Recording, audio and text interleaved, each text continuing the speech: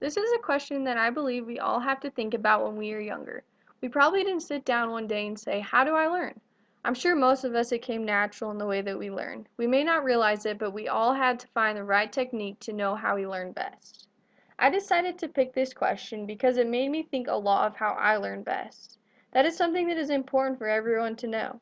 Especially becoming a teacher, it is good to know the different ways students can learn so they can continue to learn more throughout life. The right mindset. Do I have to have the right mindset to learn?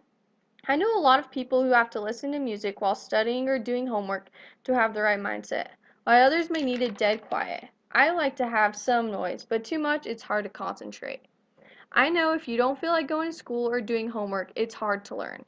Setting can be key to your mindset. Like I said, sometimes you like to be in an environment where it's noisy or quiet. Sister Pierce said that the classroom can make a difference in how we learn. If we are in a classroom that is noisy, it is hard to concentrate. If the teacher isn't friendly or boring, it is hard to learn. If you are scared or nervous to come to class, it will be hard to focus. It is important as teachers to have a fun, inviting classroom to make it easier to learn. Other people. Is it other people's responsibilities to make me learn? This question is kind of tricky if you are thinking as a teacher. It is the job of a teacher to make sure your students are learning. We have teachers that are expected to teach students and help them learn, but it is hard to do that if the student doesn't want to learn. It is not other people's responsibilities to make sure students learn. I know there will be kids in the classroom who are going to have difficulty learning, but it is important that the student knows what will help him learn better. In the book, Increase in Learning, in Chapter 1, the title is An Individual Responsibility to Learn. Throughout that whole chapter, it talks about how it is our own responsibility to learn and how we should learn.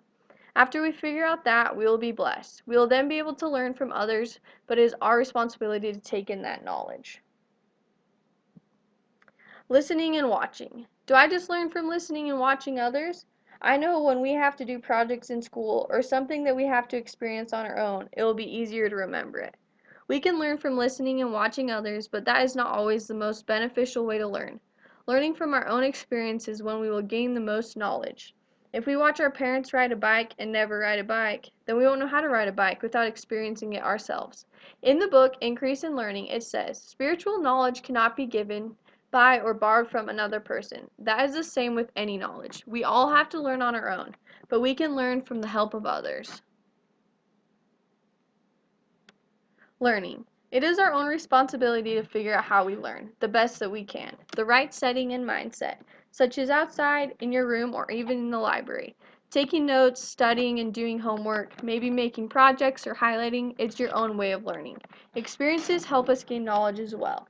I know it is important to figure out how we learn so we can continue to learn.